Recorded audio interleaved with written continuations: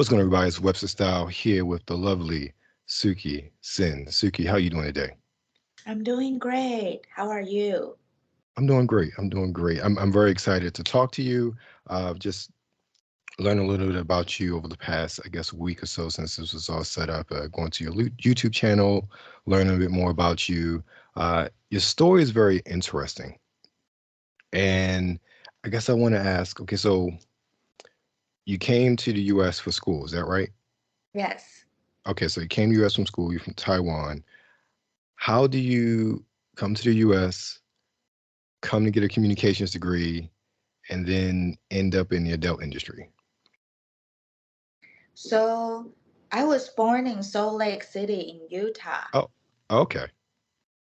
because my parents they went to University of Utah for college, and then when they are studying at University of Utah, they gave birth to me. So I was born in Salt Lake City in Utah, and then they tried to.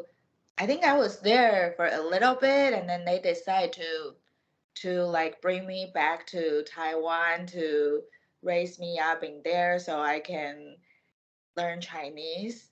But then I Mhm. do remember when I was around kindergarten or those really young age, they brought me to like the school in elementary school, like a kindergarten, Mhm. when it's like a baby and there's like no people like studying.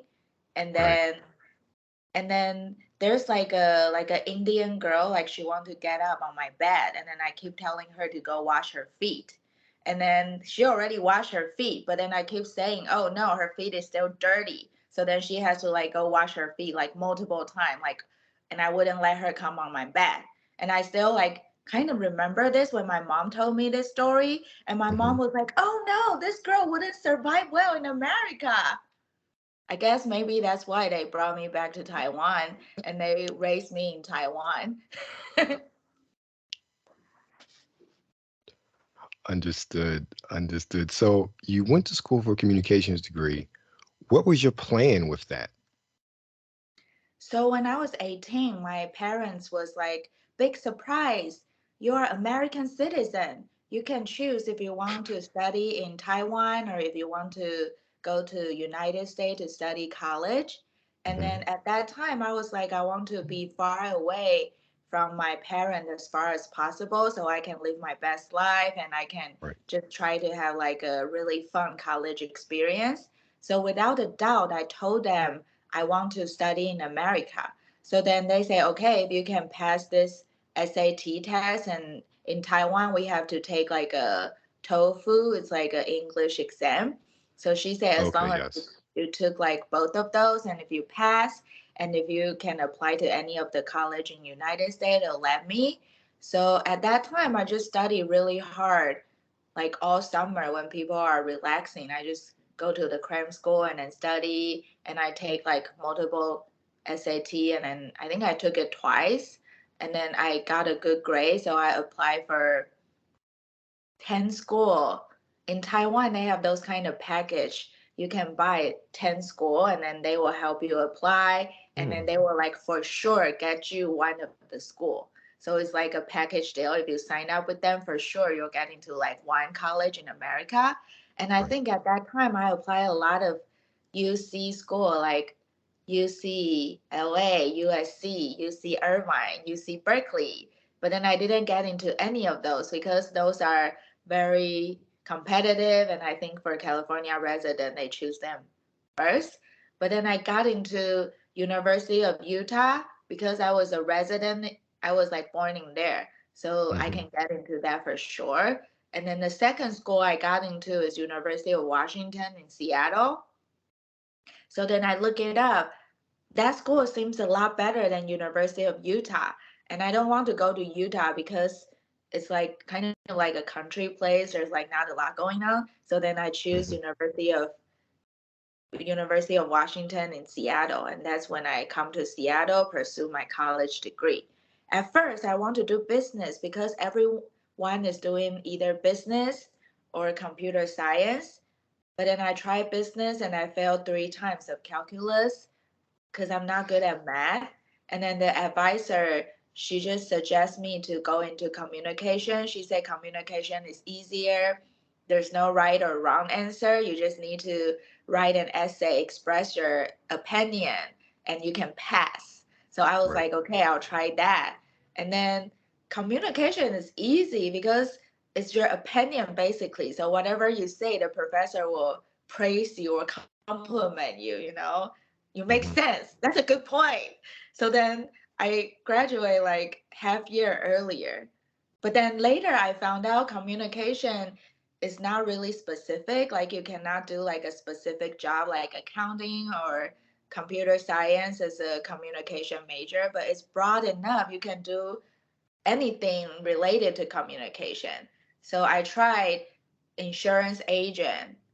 I tried like selling Tiffany jewelry at the mall, and I try like other like job I can get with the communication degree.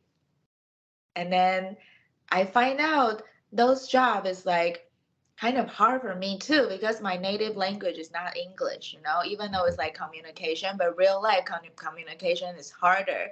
Because I remember when I was at Geico being an insurance agent, you need to like ask the person your full name, your SSN, your address, your like all those basic information to pull up your account. But then I will have a difficulty trying to listen to them and trying to type in the computer, and then I'll have to ask them to repeat multiple times, and then they'll probably be like, why, this rep is hard to like communicate with. So then that's how Right. I found out that's not my strength. so then Understood. so then the first job ever I get when I graduate from college, it was a, a dancer job at Deja Vu strip club in Seattle, Washington. It's because my parents, they just want me to get a degree in United States, and then they hope I can go back to Taiwan and I can work in an international company and Hmm. use that degree to find a good job, maybe like an office job in a big company, and I can just live in Taiwan with them happily ever after. But then they don't know. At that time, I refused to go back to Taiwan because I feel like in America, it's a lot of freedom and people respect what you do. And as long as you work hard, I feel like you will always have some outcome out from it. So I Hmm. feel like there's a lot of opportunity in America and I want to stay here, try out like work at a company or get more experience.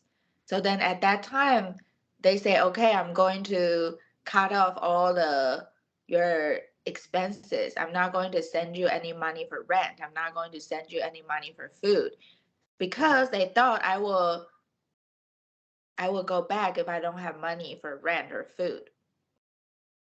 But then at that time, I'm really desperate. So then my friend, she was like looking for a job. And then she tell me, don't go to like Indeed or LinkedIn because she said those job, it get like longer process. Like you have to go into Hmm. like multiple interview, maybe like a phone interview, like two in-person interview, and they will take a long time. So then at that time, she say you should try out Craigslist job section.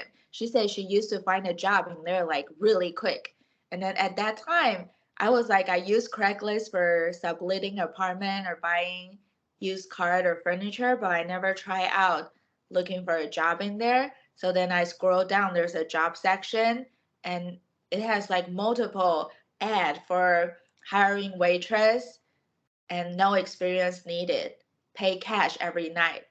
It sounds really amazing. It didn't Right. give out a lot of description. It just gave out like a phone number and an address.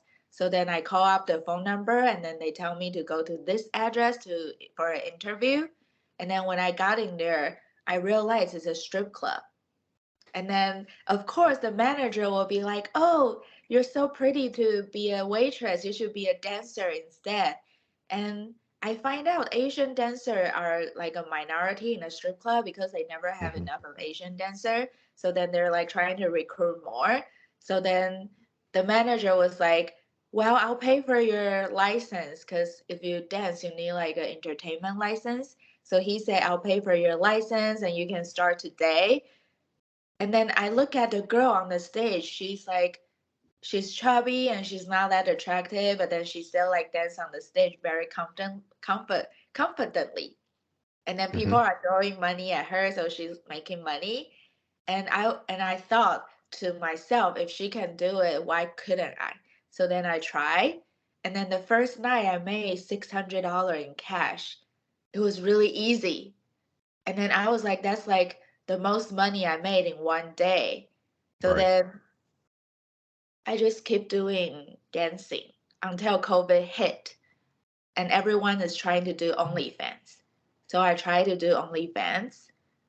And then when I collab with people for collaboration and I collab with some model from Hotsie Model and I ask about their experience about being a porn star and they tell me it's really good for exposure for your OnlyFans. Hmm. And then I decided to apply on their website.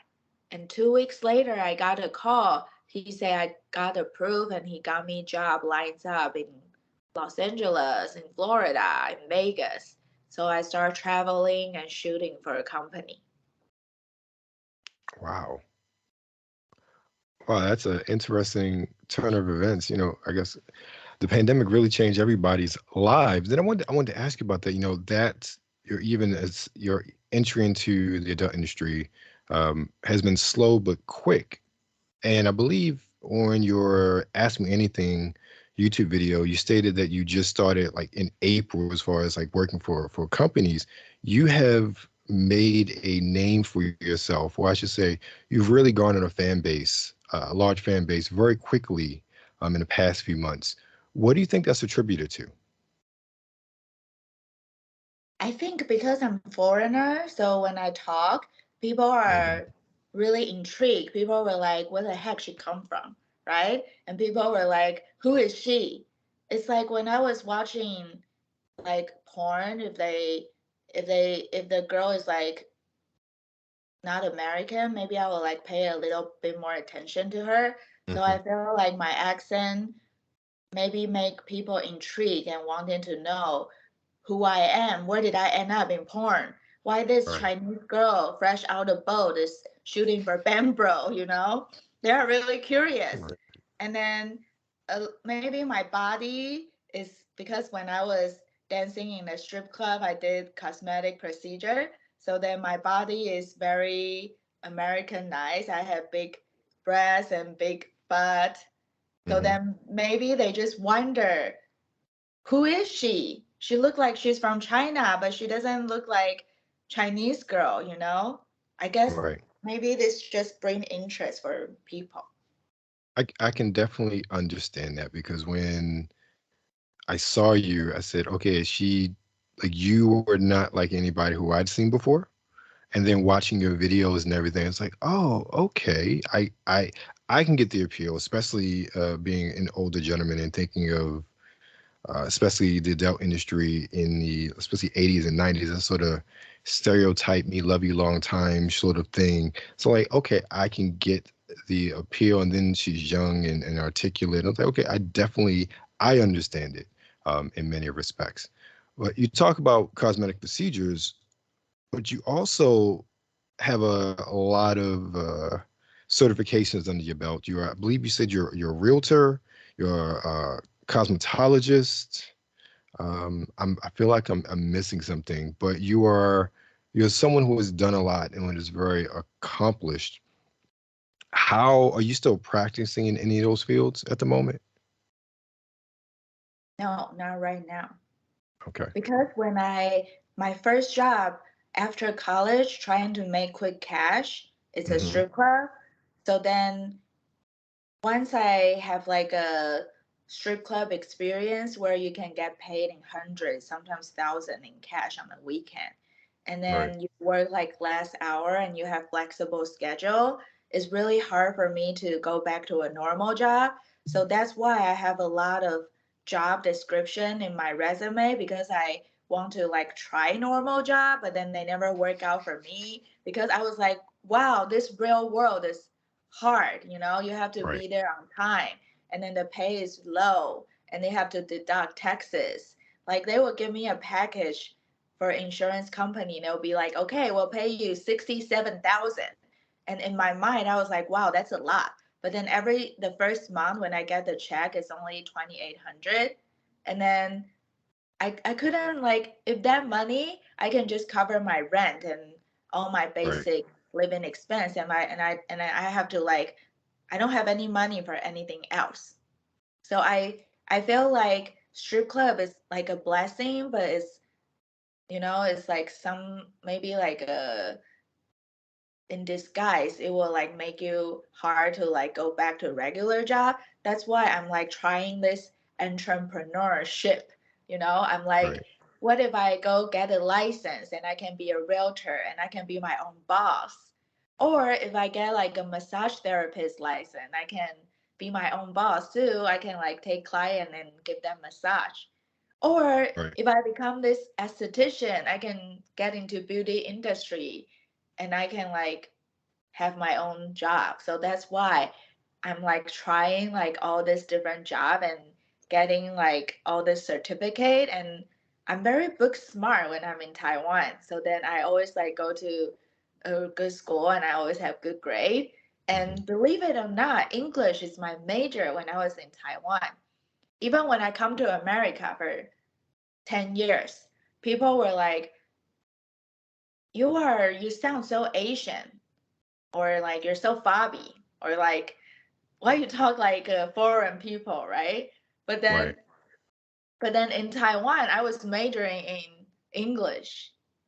So then I guess that's why I try like all this kind of different job, because I want to like see like what outside of stripping is like. Understood.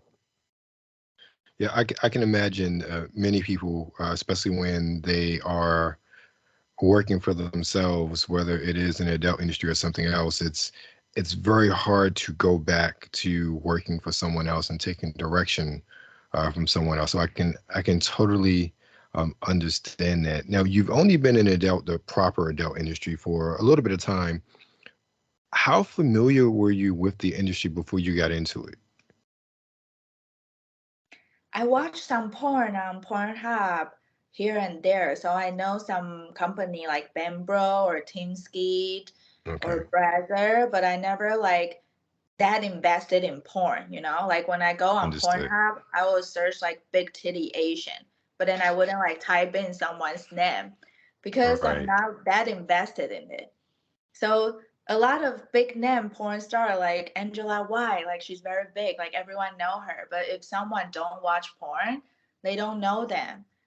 So right. then, so it's kind of like it's like a two separate world, and there's like in porn world, there's like people really famous, but maybe people who don't watch porn or don't invest in porn that much, they don't know who they are. So before I go into porn, I really don't know a lot of thing about porn. So a lot of thing I have to learn as I go. Hmm. Like on my first set, I don't know what douche is. So my makeup artist pull out douche and say she said use this in the restaurant. And I never seen douche in my life. In my Right. 33 years in my life, even in America, I never see it at all. And I don't know how to use it. And she has to teach me how to use it. And Mm. then there's like a lot of things I learned, like, you can use like a sponge when you're on period and you can still shoot. Because when I was dancing, if I have period, I just quit for 5 days and I'll go back the next week. But then they say, no, if you're on period, you can still shoot. You just need to buy those triangle sponge and push it in. That's what I learned. And then some lady, Okay. they teach me, if you want your pussy to smell great, you can use boric acid. There's like a lot of thing I learned Wow. when like during adult industry. But I would say I work hard too. Like even though I look special, I sound special. Some Hmm. people say I talk like robot or AI, and people say they just cannot stand me talking. Sometimes when I listen to my voice, I cannot stand myself either. But then I feel like when I want to do one thing, I just want to do that thing the best, right? So when Right. I enter like adult industry in corn, when I start shooting movie, I just quit dancing. So I wasn't like trying to jiggle two plates on my hand. Like I just Right. completely quit dancing and devoted myself into my traveling schedule. 2 weeks in LA, 2 weeks in Vegas, 2 weeks in Florida. And then as long as I get a job, I will always go and I will always take the job. And then I feel like for my social media, I post daily and I interact with my fans. If they leave a comment, I will write them back. And then if people like something on my Twitter and I'll like their comment or I'll retweet them. So I always like interacting with my fans, and I feel like that contribute a lot too. I understand that totally. It seems like, especially now, fans and fan supporters is one of the things that really are helping to push a lot of content creators and adult actors and actresses over that hump, so to speak, when it comes to just notoriety and just being successful. How well you engage your fans is really, it's interesting because it's much like, say, the music industry was. Now that it's so direct to consumer and now you have a direct link to your fans, they now advocate for you. They now talk about you on Reddit, or talk about you as far as asking companies. And it's much like what it used to be early on in the music business, where you have an artist and they have a song that may be local, but then they call up the radio station, hey, can we hear this artist? Hey, can we hear that artist? So I totally understand that. One of the things that I really liked about your Q&A was your perspective on the business, how you looked at it as you were going to be a professional. Even it is, the sex industry, like, I'm a professional and I'm looking at this as being a professional. And I really appreciated that viewpoint that you expressed, as far as the business. It shows that regardless of what it is, you're committed to it 100%. And you pretty much illustrated that by what you said as far as dropping and dancing and just focus on adult content 100%. Because I feel like if you try very hard, you can always succeed in a lot of things. And I feel like people who are successful, they are really resourceful. They will Hmm. like look it up like on Google or on YouTube, like how to make my acting better, how to increase my OnlyFans sales, how to shoot better content, how to do like a vlog video, how to edit video, how to put caption. And and I feel like there's a lot of people who are successful. They know how to utilize this information, and they are not afraid to ask other for opinion or ask other for help. So when I was dancing in the club is not a very positive environment Hmm.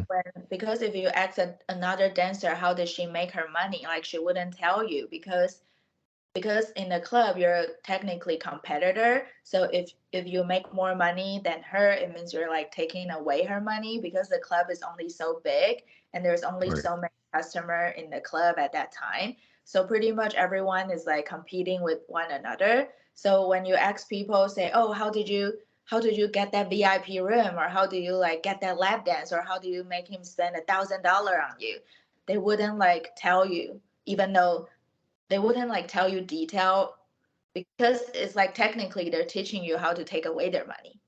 So a Right. lot of dancers are afraid to like give you knowledge. But since I got into porn, I feel like everyone is trying to collab and everything.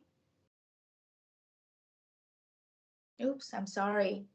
That's all right. It happens. Technology is funny sometimes.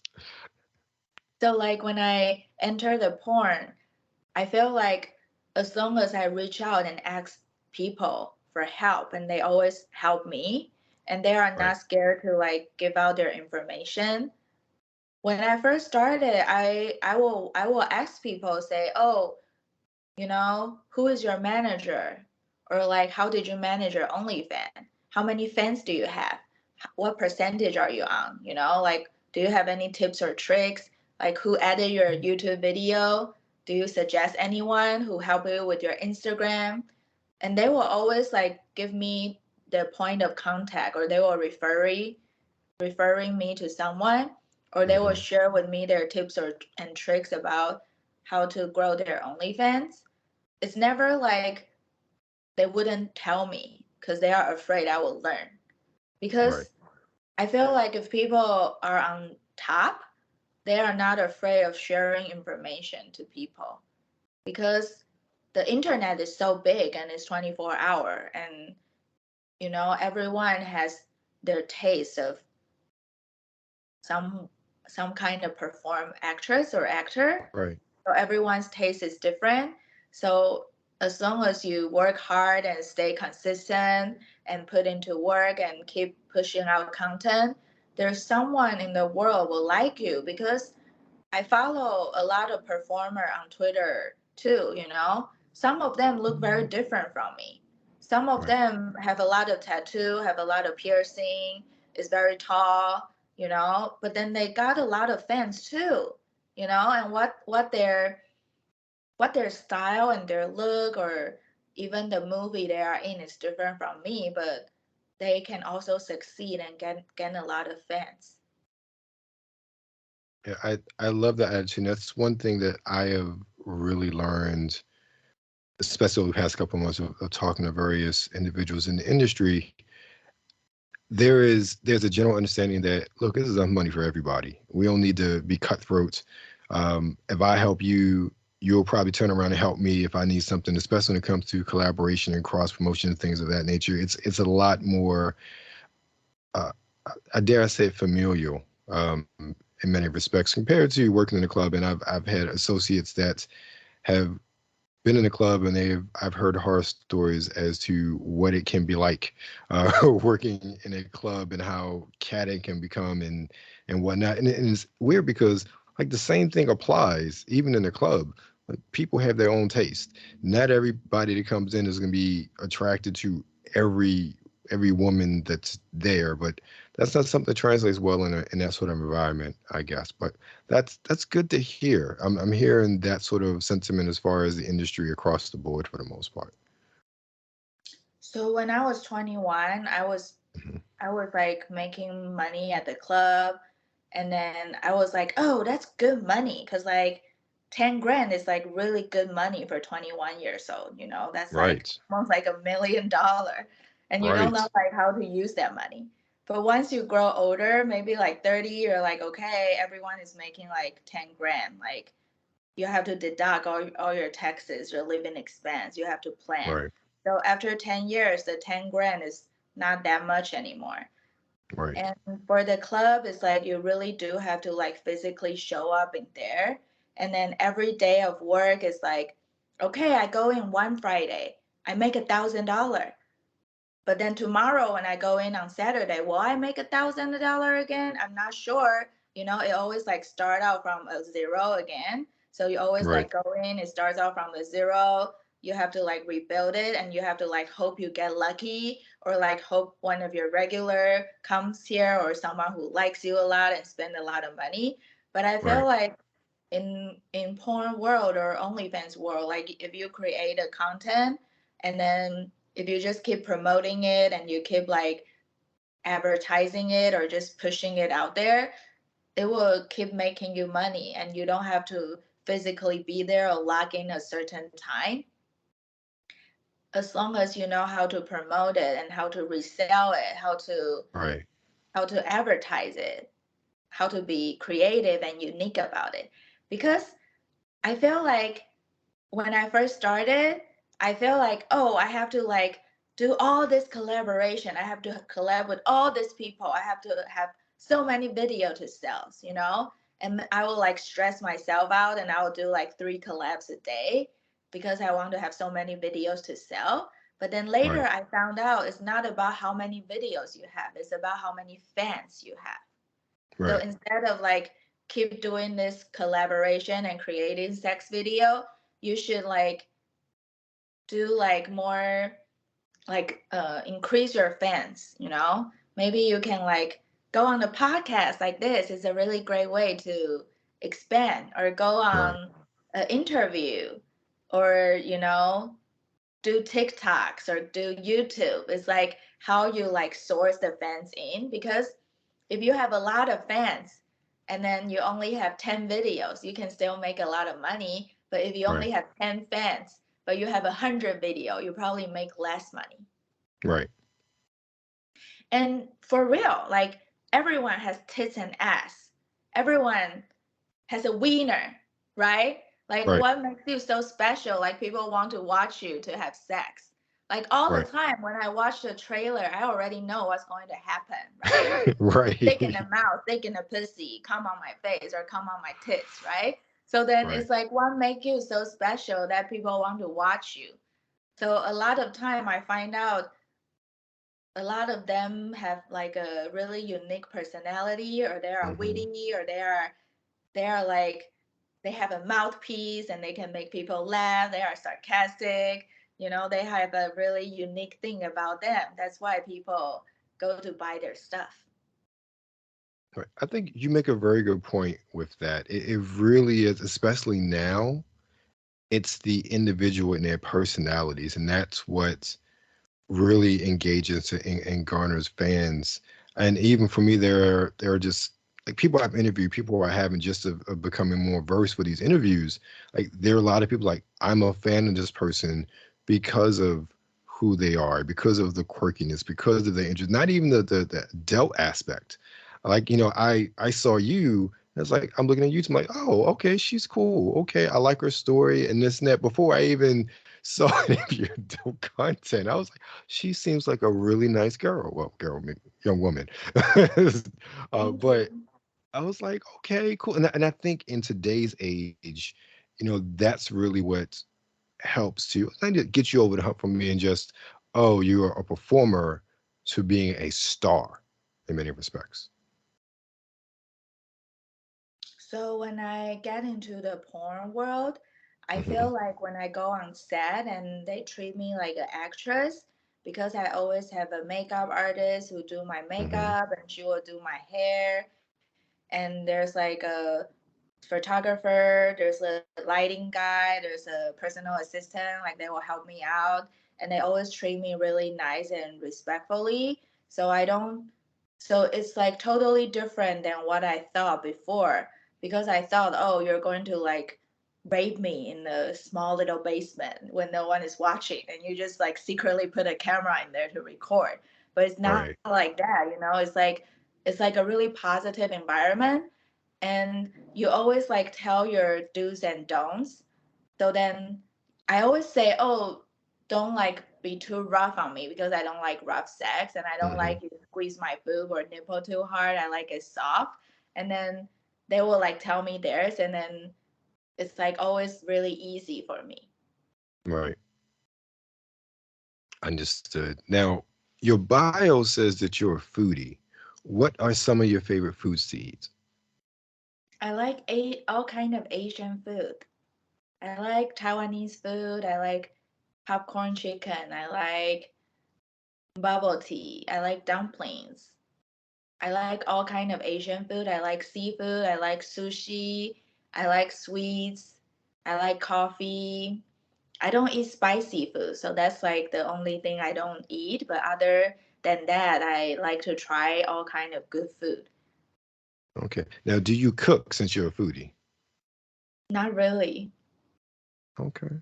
You're I missing try out. cooking, but cooking takes a lot of time because you have to plan it out and you have to grocery shopping, you have to cut it, you have to prep it. And I'm not the best cook, so sometimes I'll do all of that. And then when I try to cook, it will burn. And then my whole 3 hours is wasted and I feel frustrated. Especially nowadays, I travel a lot, so I don't Hmm. have time to stay in my kitchen to cook and do the prepping and cleaning. But I do try to cook more and eat more healthy, but I need to find time for it. Understood. I tell you, cooking something I love to do personally, but it is about finding the time. So I totally understand the aspect of it, especially if you're, I'm sure some of those shoots could be, most of the day, then you're traveling and this and that. Like you don't really have time to. So I get that. I totally understand that.